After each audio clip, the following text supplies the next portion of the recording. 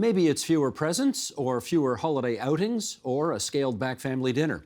When tough economic times strike during holidays or any time really, it can be hard to let young people know what's happening in a way that informs them rather than, well, freaks them out. How can you do that? Let's ask Gary Rabior. He's president of the Canadian Foundation for Economic Education, and we're delighted to have you here in our studio. Thank you very much. Delighted to be here. Shall we put some numbers on the record here just before we start? We call this Grinched by Inflation. Okay, Sheldon, let's bring the stats up here. Holiday spending intentions are down 19% compared to last year. That according to a Yahoo Canada and Maru public opinion survey that was released earlier this month. 30% of Canadians said they would be spending less this holiday season. When asked why, more than 50% said inflation has caused them to cut back on spending. 33% said inflation has made gifts too expensive. And 22% said they are financially drained due to inflation and higher interest rates. So, this is going to be a leaner Christmas for most families, I guess, yes? Certainly the economic circumstances would dictate that for people. Although I always caution people, when you hear about the rate of inflation, remember that that's across a broad range of products. Mm-hmm. You can always make your own decisions to avoid higher prices, make trade-offs, buy less expensive items and do more comparison shopping and things like that. So I just try to say to people, you've got your own rate of inflation. Just remember that. You do have some control in that respect. No, it's a great point. At what age do you think it's a good idea to start talking to kids about personal finances, financial awareness, economic issues, that kind of thing? It's interesting. I often when I'm asked what is the most important thing to teach kids about money, I often surprise people with my answer, and that is it's something that can start very early, around the age of 3 and 4. And that is, I believe that the best thing you can do, and I advise this to parents, is to develop a sense of self-efficacy in your child, and that is their confidence that they can set a goal and achieve it. And you can do that with the kids starting at let's see what we can do to get that item or whatever, or take this trip, and involve them in the decision about the trade-offs you make. Hey, remember we're doing this, so we're going to give up that to get this. And if they get instilled within themselves that they can see a goal and they feel they can achieve it, in life and all their financial planning, they will set goals, they'll trade off, they'll get a budget, they'll follow what their expenses are. If you can instill that kind of attitude within a young person, and that can be from a very early age, it serves them very well throughout their financial management throughout the rest of their lives. If you haven't done that, and the holiday season is upon us, and let's say they were hoping for that new bicycle over Christmas, and it's not going to come this year because they're too expensive or whatever, how do you sit down and have that conversation with them? I think it's the kind of conversation that parents shouldn't fear. I mean, often they are fearful about the kind of conversations they have with kids. But our experience with kids, and we do a lot of work with youth, is they're very open to the realities of what economic and financial circumstances are. And I think the best thing to do is start to talk to kids at a young age, develop a relationship with your child that you can comfortably talk about financial matters, because it's so much better at that early age when decisions are not so consequential, that later on when they get into talking about mortgages and buying cars and whatever, they'll feel comfortable with you as a parent to be able to have those kind of financial discussions. So in these kind of economic times, I think it's very important to be honest with kids. Tell them about the fact, don't talk about inflation, but prices are going up and we have to make more decisions. And it lends itself to that very important discussion that parents should always have with their kids, and that's why you can't always have everything you want. And we always say the second most important thing I advise in talking with kids about money is that every decision you make entails a trade-off, giving up something today or in the future. And if you can alert kids and get them conscious of the fact that when we do this, remember, you're giving up that or you're giving up that, and considering that in the decisions they make. And so I think that way you can talk even in inflationary times. Prices are going up. It's forcing us to make decisions even about the food we buy and things like that, and bring them into the discussion. Don't make it fearful. Don't be afraid of letting them know what's going on and why decisions are being made the way they are. It'll empower them to make better decisions later on in their own lives, I think. You did say a few minutes ago 3 or 4, right? Age 3 or 4. Yes. What can you tell a 3-year-old about economics that will actually resonate? Well, it's interesting because I think the first thing you can do is to start to talk about trade-offs. That is one of the most important financial considerations you have to make. And even at 3 and 4 and 5, kids can start to think about, I want this. Well, no, remember, you're wanting this, and if you want that, oh, okay, right. And then they feel rewarded at the end by having made those kind of trade-offs. So it's not telling about the finances and whatever like that. It's the behavioral stuff. And I think you would probably get every parent to agree that behavior development is a lot easier than behavior modification. So if you're wanting to instill certain attitudes towards money and behaviors, starting at those young ages and building them in as you go is a heck of a lot easier than when you get to high school and it's already there and instilled and you're trying to change those attitudes. It's much more difficult than at those earlier ages. For sure. What age is a good age to start a kid on an allowance, and how much should it be? Great question, and the one the parents always ask, and it's the one I always tell them, it's a very personal matter. There's no prescription, and I never prescribe to a parent what your relationship is going to be like with your child. Parents have different objectives. They come from different cultural backgrounds. There's different things that affect attitudes towards money. And, you know, there's a ton of research and articles that parents can read about and make their own decision. Are you going to provide an allowance for kids to handle some of their own expenses? Are you going to reward kids? Are you going to take money away from kids when they do something wrong? Is it work ethic, or is it just here's money and let's watch how you manage your own money? All sorts of different things that you can do with an allowance with a child, but it's a very personal decision that I think parents, there's a ton of stuff out there, easy to get, read about it, and make your decision about what you think is best for your own child. Is there a sweet age at which it's a good idea to start, as in they'll start to at least understand that if you do something, you get rewarded in return?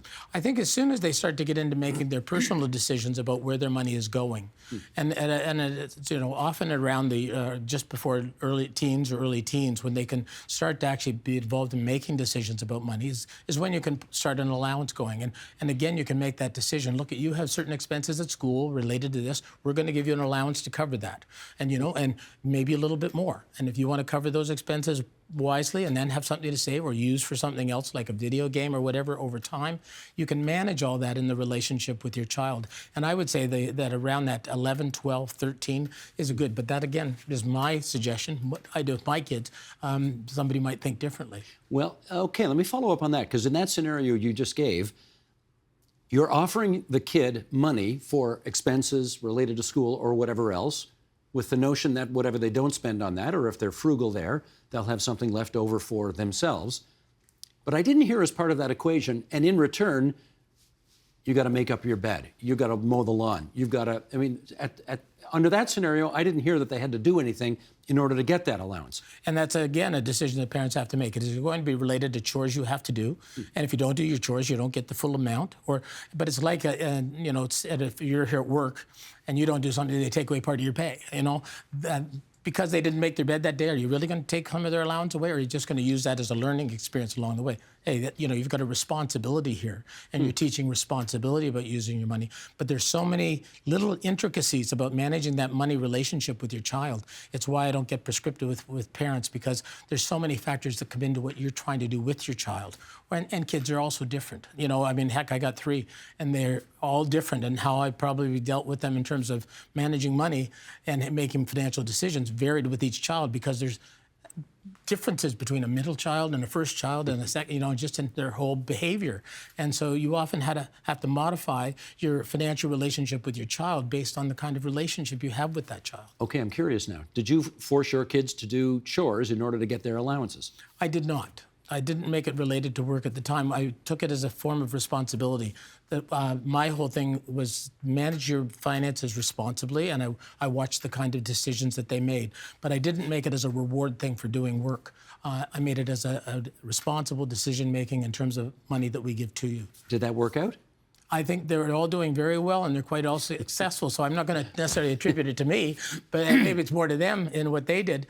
I guess the other thing to share, just in terms of parents, is don't be afraid of letting your kids at those earlier stages make mistakes, because those are often the best learning experiences.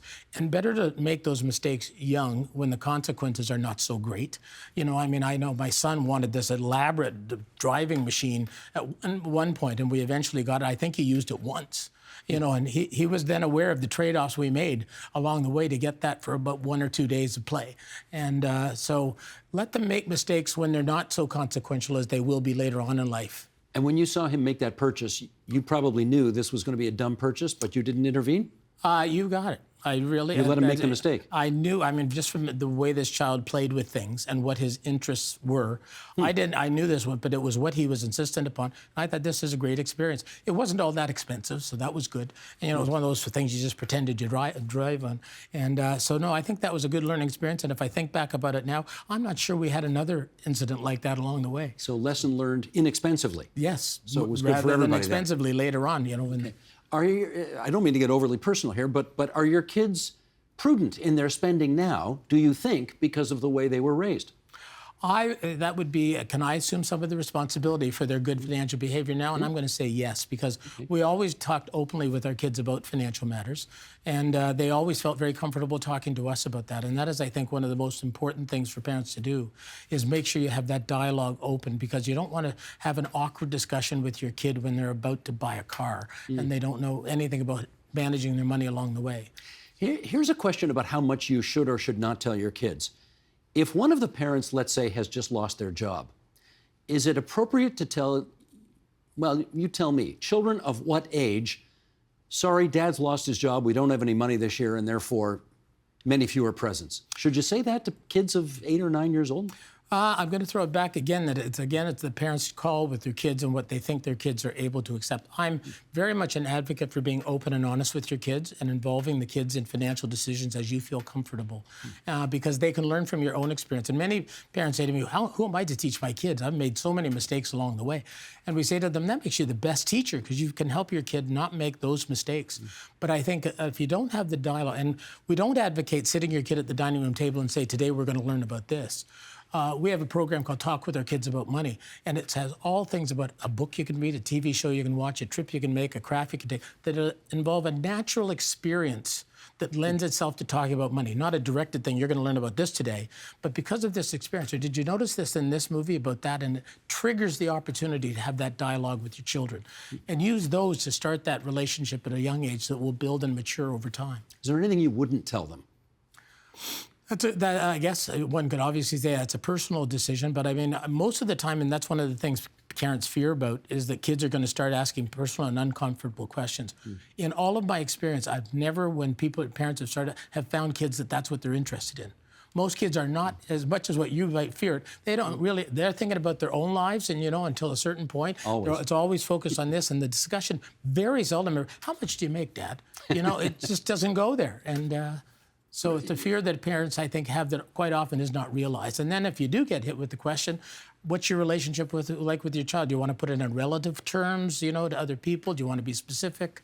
Help them. Most kids know very, very little about jobs and what they pay. And that's one of the unfortunate things, is that they make career decisions knowing very little information about what I should be doing to be able to get a job to sustain me going forward. The more you get, maybe not about yourself, but to help them learn about what different jobs pay and what it takes to get a certain job. Teachers and guidance counselors can't remotely keep up with the changes that are going on in the workplace. And there's so many skills that are evolving and so many skills that are disappearing that employers want. Parents have got to play some kind of role in helping kids understand what's changing out there, so that you don't go ahead and waste 4 years, at university, coming out, and then having to do another 2 or 3 years at college. One of the retiring presidents of one of the colleges said when he retired, 42% of the college kids had university degrees. It's because how do I make a good choice? And they're looking along the way. And parents can get involved and help give them that kind of information. What's your attitude on this? I'm sorry to say this, but there's a lot of spoiled kids out there.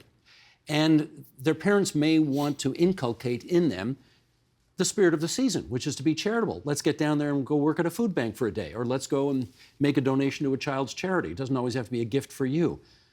How do you handle a kid who's not open to that message? My experience has been there are very, very few kids that would fall into that category. We find in the work we do, for example, we do a lot of work on entrepreneurship education, and we start with the young kids about what's an opportunity? What would you like to do out there? Where can we make a difference? Invariably, it's how do we feed the hungry? How do we help the homeless? Whatever. Kids, by and large, are very benevolent and compassionate in terms of what their things are. So you will find maybe some of those kids. I think it would be rare. And in fact, when we talk about what you can do with your money, we talk about spending it, saving it, investing it, and donating it. And right away and all the way along, let kids give away part of what it is. Newfoundland is probably the least lowest level of income in Canada, but they're the most giving of all the province. You know, you can give no matter what you're doing when you want to help other people. And if you can instill in your child too that sense of compassion, that yes, you're doing well, or maybe you're struggling too, but there's other people struggling that you can maybe help some more, and instill that kind of attitude in. I think by and large, most kids love that. They really want to be involved and help other people. And I think you'll see it in your kids' eyes when you do that. That is a great and timely message. That's Gary Rabior, President, Canadian Foundation for Economic Education. Gary, best of the season to you, and thanks to you, for sir. Thank you, and thanks for joining us here Appreciate on TVO it. tonight. Happy to be here. The Agenda with Steve Paikin is made possible through generous philanthropic contributions from viewers like you. Thank you for supporting TVO's journalism.